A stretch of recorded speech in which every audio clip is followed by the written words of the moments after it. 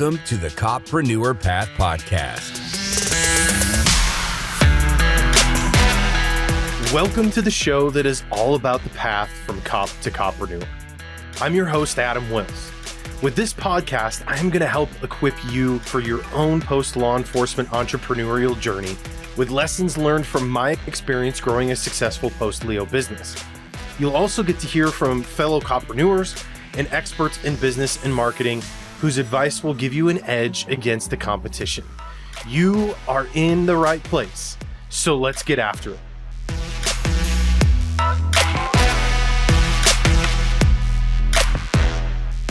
Welcome back to the COPreneur Path Podcast.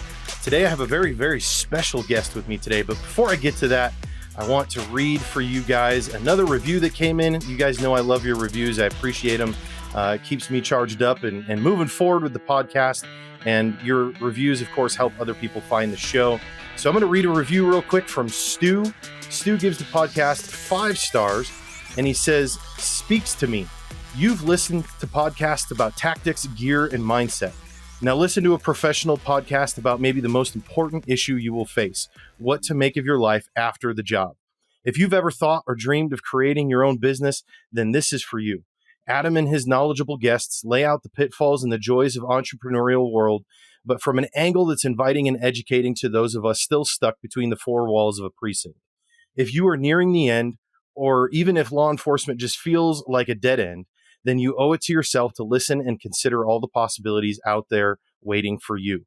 Stu, thank you for the review, and everybody else listening to the show, please, if you would like to review the podcast as well, please go to leo2ceo.com/podcast-review, and you can leave a review of your own on your favorite podcast listening app.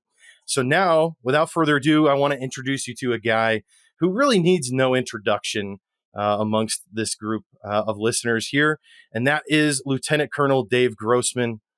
Lieutenant Colonel, thanks for being on the show, man. It is such an honor to have you. I don't even know how to welcome you on right now. It's just I'm flabbergasted to have you here. Oh, Adam, it's really my pleasure. And we get into the entrepreneurial side of this world, which I'm excited to do. This is different than anything I've ever done before. And hey, and congrats on that great review. Good job, Stu.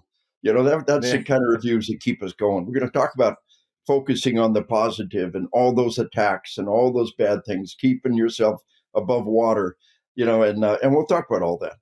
But and you're doing just the right thing. Focus on the positive. Find those good ones and embrace them and put them out there and feed on them. That I'm excited about doing that, and I think what you're doing is really a needful thing, and it's a win-win. In this entrepreneurial world, we want to look for not just a win-win, but the triple win. I win, you win, your listeners win. Well, what a great use of our time. What a great use of our resources. And one of the things I always try to do right up front is honor you for doing the podcast and honor your listeners for seeking deeper knowledge. When I was a kid, we had 3 national networks. We had 1 or 2 newspapers in every community. We had maybe half a dozen national magazines. And if you weren't on those, there was no way to get your voice heard. And there was this roadblock on information. Now we have busted that roadblock. And these podcasts, not only are they going to be here, but they're going to be here 100 years from now. They're the modern day equivalent of writing a book. That's true, evergreen. Years from now, people will be looking at these. And I've been on 60 Minutes and 2020 and Larry King, and it was just a waste of time. It was a 5-minute soundbite and boom, you've moved on. The podcast really digs in deeper. And I honor you for running this podcast, and I honor your listeners for seeking that deeper knowledge. It's really a beautiful combination, another win-win. So well done, Adam, and let's talk about the COPreneur. I really love that concept. Yeah. Thank you. I appreciate that. And you know what? I am going to forever paraphrase what you just said as that Lieutenant Colonel Dave Grossman said himself that coming on my podcast was a better use of his time than being on Larry King. I mean, hey, it doesn't get any better than that. I'm putting that in quotations with your permission. Nobody knows who Larry King is. I guess that's true, huh? Yeah. One of the things we got to do is constantly stay updated. Say better than Yeah. 60 minutes or better than 2020. No, Yeah. it's one of those things where as we go by, we get left in the dust and we pull up examples and jokes with punchlines that nobody understands. The punchline is Raquel Welch. Nobody knows who Raquel Welch is anymore, and so we got to constantly stay current and updated. But yeah, it truly is. This is a far better use of anybody's time than a soundbite on 20 minutes or 60 minutes or whatever. And from this entrepreneurial standpoint, there's two kind of nuggets I want to put out front for your listeners. I think it's really important. Yeah. And first is for your own personal wellness. When I was a young paratrooper in 1974, the 82nd Airborne Division, we had a first sergeant who was and Donald R. Wingrove, and he had been a Sante Raider. He was Green Beret in Vietnam. He'd gone into the POW camp. He was an amazing guy, and he was so ancient and so crusty, and he must have been like 38 years old, maybe 40. And to us, he looked like, the ancient. And it's hard to wrap your mind around that. When I retired from the Army after 24 years, I was like the old geezer, you were done. But life begins at retirement. I'm 65 years old right now, and I plan to keep fighting the good fight for another 20 years. With average luck, we should plan to be in the 80s before we got to give up our productive years. And life begins at retirement. This is where you get to use your skills. And of course, you got that little retirement money to give you a buffer. Maybe you got some medical to give you a buffer, and that's important. But now we've got the freedom and the time to be who we really meant to be and to follow the path that we've always wanted to follow. So there's one wellness danger that I want to put right up front. We're in the middle of a global epidemic of sleep deprivation. Just look that up online. Boom, you'll be and the toxic nature of social media. It can suck you in. The internet never sleeps. You've been on social media all night long, night after night after night. You got to let it go. You're going to get attacks. You're going to get people who diss you and give you bad reviews. And you can't let those people burn up your energy. You can't let them suck up your energy. You just got to ignore it and drive on. And watch your sleep. It is so important. Sleep deprivation, the video games, the incredibly addictive video games. I'm a big fan of the Civilization games. Their motto is just one more turn. And suddenly it's 4:00 in the morning. You got to get up and get ready for work in 2 hours. I have no idea where the last 6 hours went. The video games, the social media, the text messaging in the middle of the night. People who text message you in the middle of the night without a darn good reason are not your friends. No doubt. You keep doing this. People who text friends respect, friends sleep. It's important. And of course, the video game's so addictive, the social media, binge watching shows. The head of Netflix said that their number one competitor was not other online providers. The number one competitor was sleep. The corporate policy of Netflix is to steal your sleep. They don't care that it's killing you. At least they're being honest. That it's destroying your judgment. So sleep deprivation is a key factor in suicide. And if we don't have what's called a death of despair, we're going to live into our 90s easily with just average luck. Well, what is a death of despair? Well, first is suicide. That would never happen to me.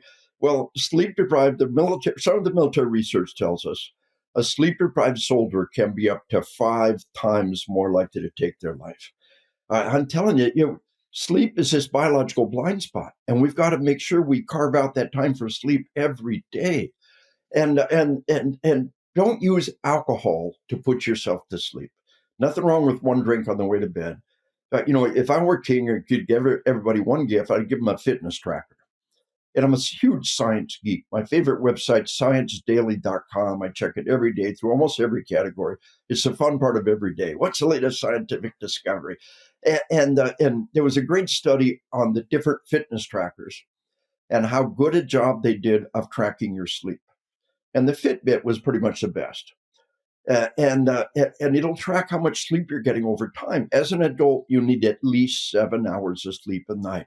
I shoot for 9 hours.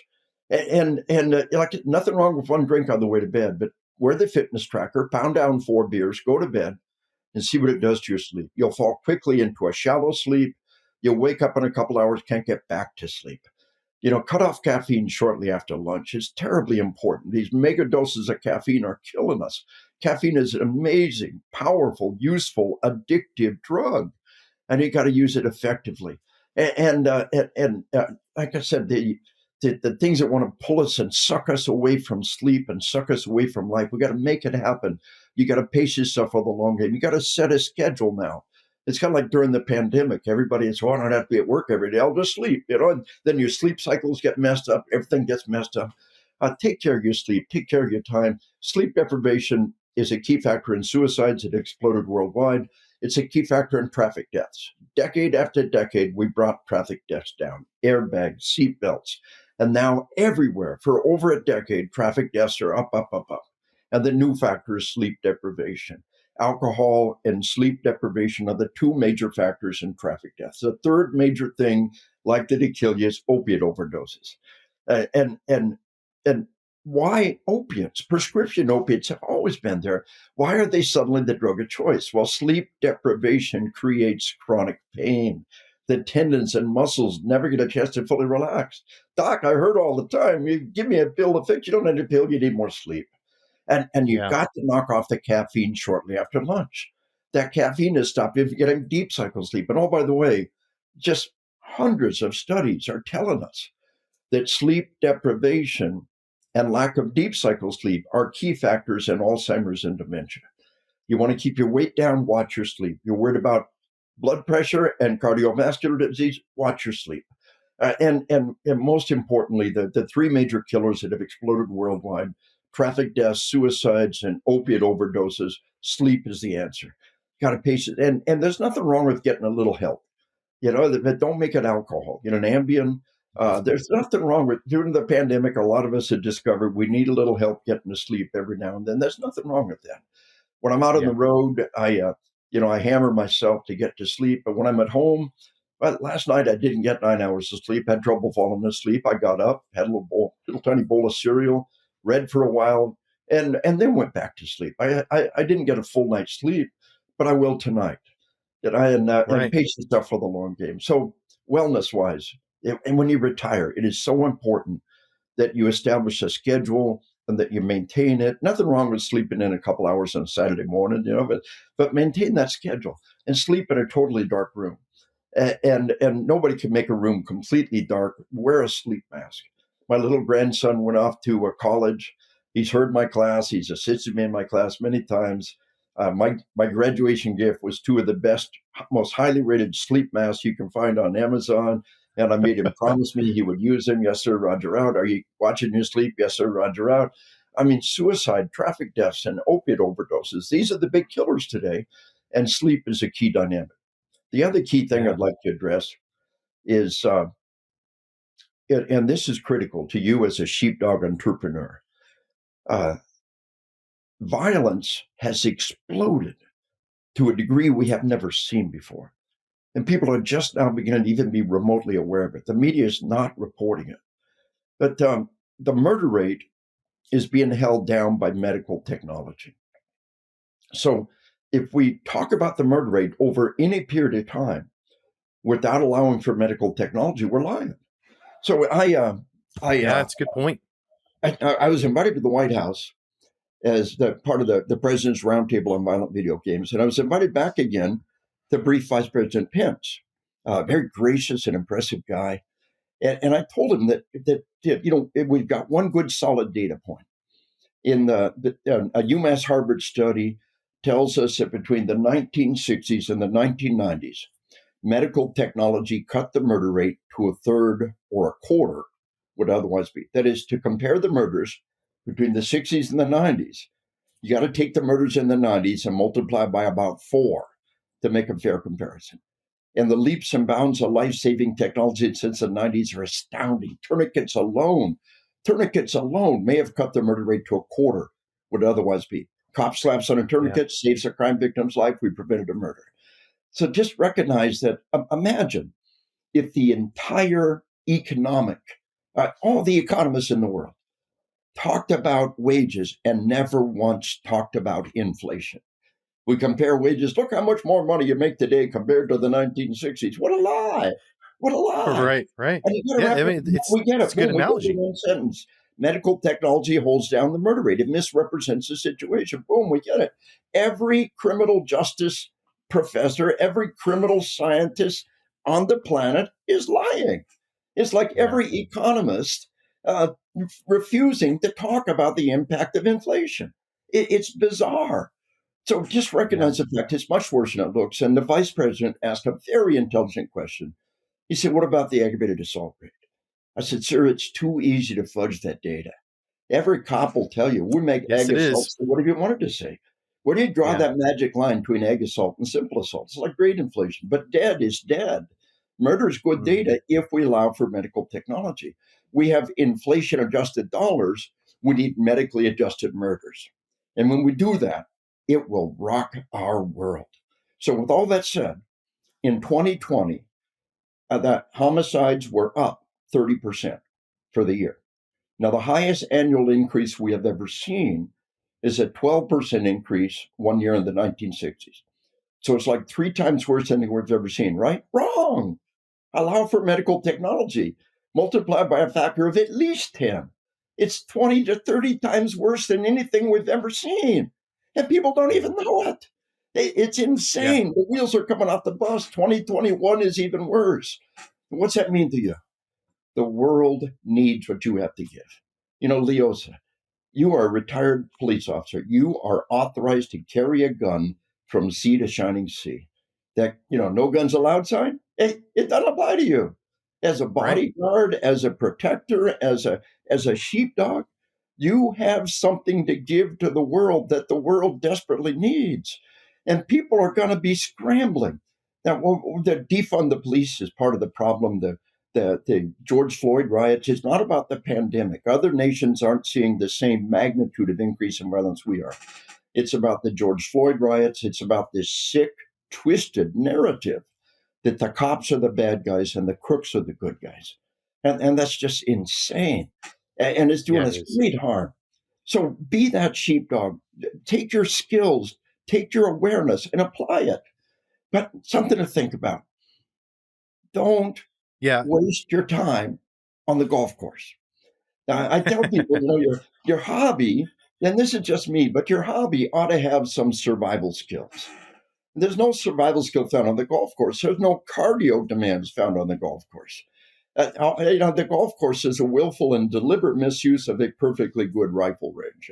I can't agree more. You got to face it. Golf is T-ball for adults, right? And we're not impressed. If you hit a little golf ball 200 yards, hit a golf ball from 200 yards, we're impressed, right?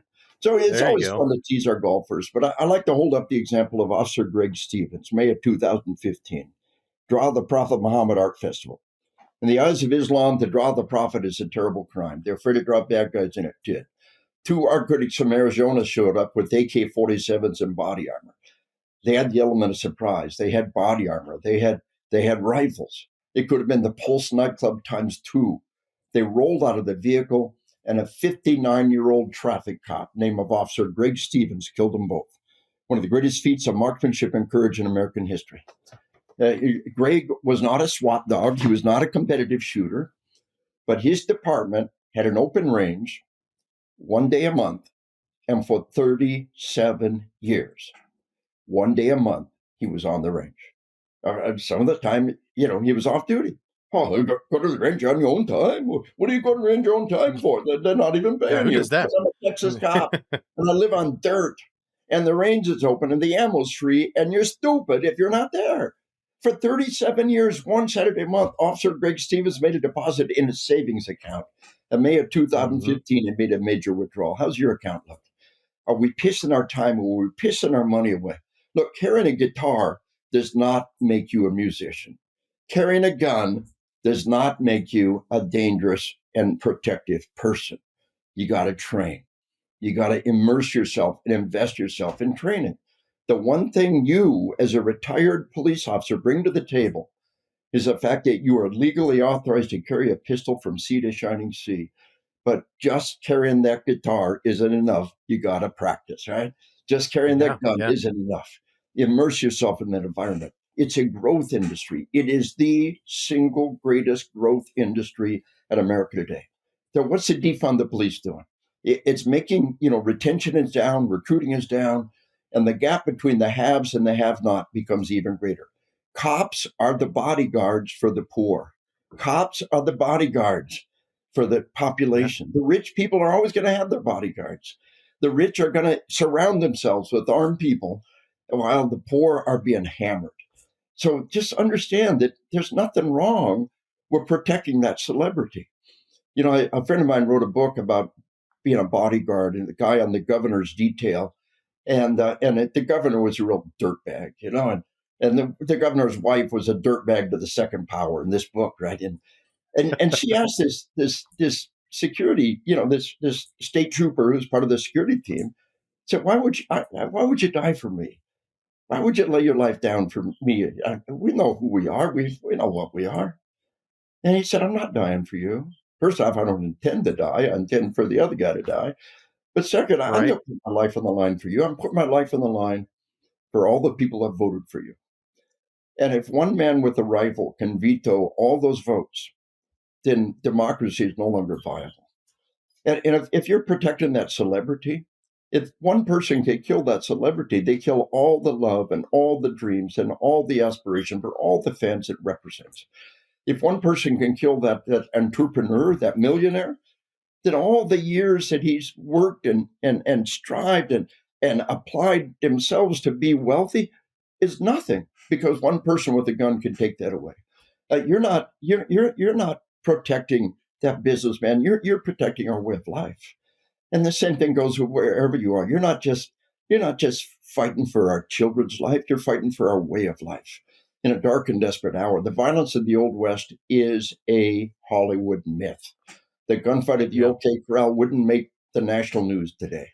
Off the top of my head, I'll introduce you to 20 cops with more gunfights than White Earp ever dreamed of. We're living in stunningly violent times, and the world needs what you have to give. So, with all that said now, just taking the dynamics of your personal wellness, of training, and of applying the unique set of skills that you have. You might decide to go in 1,000 different directions. They're all just fine. You don't have to be a bodyguard. You don't have to be a sheepdog. But wherever you go, think about carrying that gun. And why do we carry that gun? Well, I would rather, I'm a reserve cop, and when I'm home, I got my clothes on, I got a gun on. I get horrendous death threats from Antifa and defund the police guys. I'm America's number one law enforcement trainers. I'm the number one target, and we take security seriously. But I would rather walk out that door naked and alone than to be with children, to be with my loved ones without the tools to protect them. You know damn well, if somebody were killing your loved ones, if somebody were killing children in front of your eyes, and you didn't have your gun on your body, you know you would live the rest of your life in hell. So carry that Mm-hmm. gun. And we know it's a pain in the butt. After the first week, carrying a gun around isn't cool anymore. You understand? But recognize that the world needs what you have to give, and Right. train and have those tools with you. And wherever you go, the world's a better place because you're there. And the set of skills that you bring. But we can widen the scope now and just talk about the whole entrepreneurial process and advice Well, that I give to other people that are moving into this field. But any thoughts or questions along what we covered so far, Adam?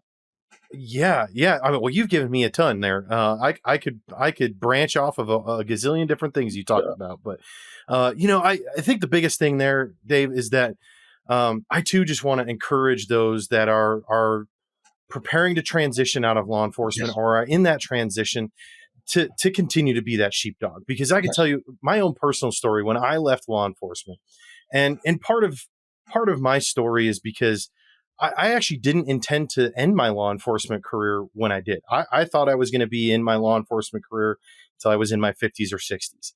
I didn't expect to leave after 15 years, but I was the appointed undersheriff.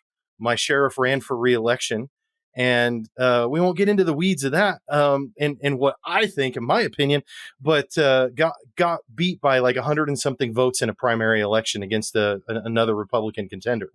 And, I had a decision to make, and my decision, even though I had plenty of job opportunities, including an offer with the U.S. Marshals that I was on the task force with for 4 years, I decided, you know what, I'm in a stage of life where my family is more important and comes first. And I wasn't going to relocate family, and I was no longer going to be the dad that was absent because I was working so many hours or, going out and risking my safety. And it, some might say that was a selfish decision, but I always wanted to be an entrepreneur. I always had that entrepreneurial spirit. And I decided, you know what, now is the time. There's never been a better time for me to make this move than now. But what I'm getting at is when I left, I felt like I lost my identity, right? And there was this kind of, I felt like I was no longer allowed to identify as a cop because I wasn't anymore. I was a civilian. And I came home on my last shift, took my Glock, put it in my safe on my dresser, and I have to admit to you with a significant level of embarrassment, Dave, that I did not pull it back out of that safe and put it back on my hip for about 6 months. It took me that long to come to terms with the fact that it was okay for me to still be a sheepdog, even though I was no longer a cop. And if this conversation can do nothing more than help others overcome that barrier to recognize that you are still a sheepdog, you will always be a sheepdog. Like you said, you have the tools, the knowledge, the skills when you're out there to defend yourself and other people. But also, so many COPreneurs have started training businesses. They're instructors. They're teaching other cops. You have the opportunity to amplify and spread your knowledge in a way that it creates far greater impact. Because I truly believe that small hinges swing big doors, and it's I just want to be encouraging in that. So let thank me you for bringing introduce that up. everybody to Issa the Wonder Dog here. Issa is my wife's service dog. And we're pretty sure Issa saved my wife's life on several different occasions. Good dog, yeah, good dog. But everybody loves dogs. Americans, we love dogs. And so being a sheepdog has a lot of positive connotations. There's people who say, well, I want to be the shepherd. Well, it's just a metaphor, but the shepherd decides, who's going to be mutton and who's going to be lamb chops tomorrow. The shepherd shears the sheep once a year. The shepherd decides when you live and when you die. I know who my shepherd is. And this idea, and most importantly, the shepherd is a person and the flock are critters. And that's a frightening metaphor. But the sheepdog is just another critter. We understand that. They're critters and we're all equal until the wolf shows up, and then we come in handy. And people love dogs. So I actually have the U.S. trademark for sheepdog as a protector.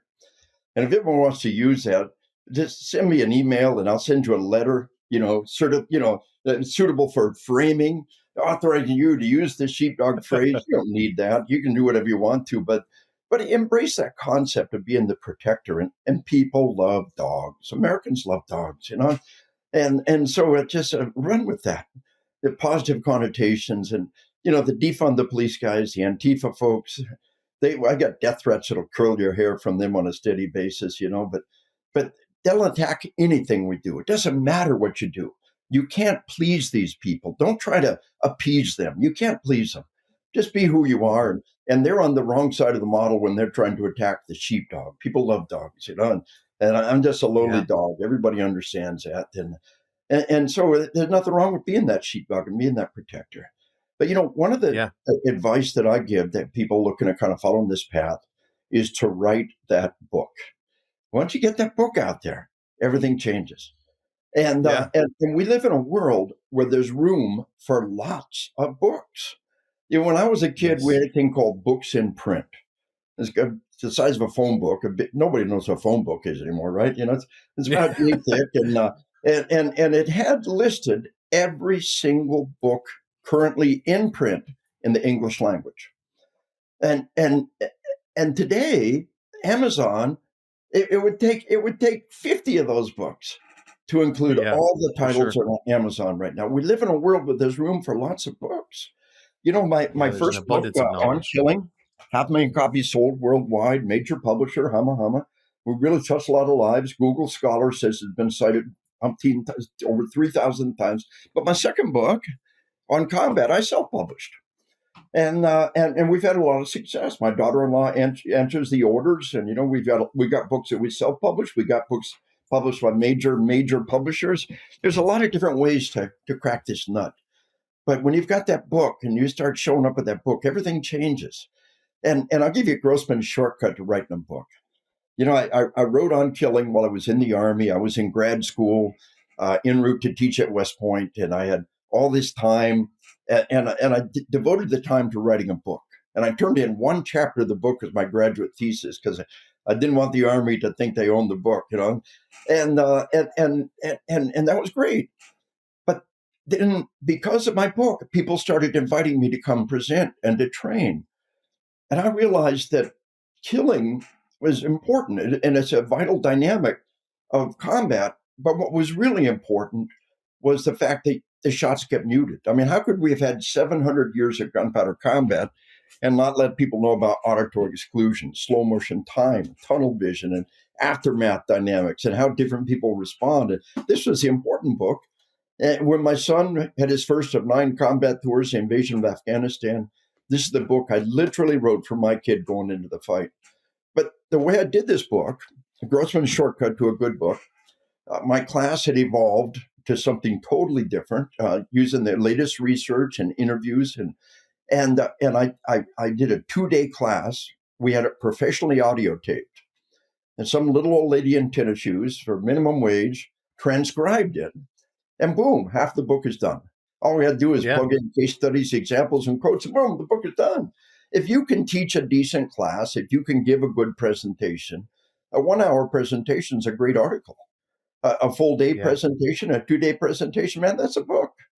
And you can get an Upwork.com and find some lady in Malaysia who will with incredible skills and incredible grasp of our language.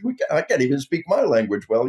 She will transform your narrative into sentences and paragraphs, and boom, you've got most of a book right there. So the first step in whatever you're doing, I mean, if you are the sheepdog chef, just write that book and present.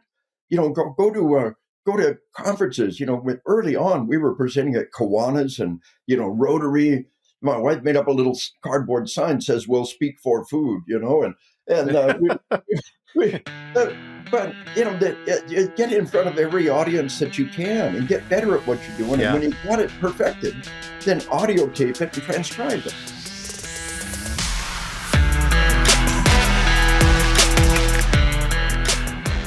Hey guys, I hope that you're enjoying my conversation with Lieutenant Colonel Dave Grossman as much as I am. Now, if you listen to the show on a regular basis, you know that I try to keep episodes to about 30 minutes or so. And our conversation was we were having such a blast. I just couldn't shut it down. So what we're going to do here is we're going to stop, and I want you guys to come back next Monday for the next episode and the continuation of my conversation with Lieutenant Colonel Dave Grossman. If you guys thought the first half of this conversation was awesome, just wait until you come back for the second round and hear some of the awesome stuff that Lieutenant Colonel Grossman has to share. And so please come back next week for the part 2 of my conversation with Lieutenant Colonel Dave Grossman. Thanks for tuning in, guys. We'll see you next week.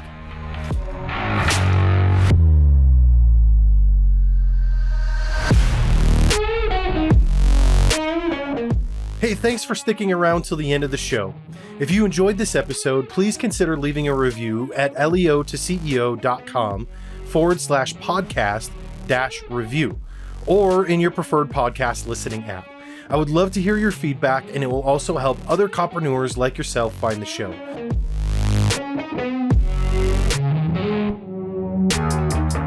Be sure to check out the show notes for this episode.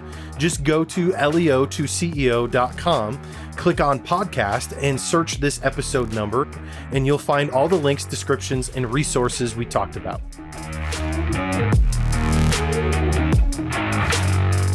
And if you haven't already, make sure you subscribe so you'll be notified when the next episode is live. Thanks again for tuning in, and I'll catch you guys on the next episode.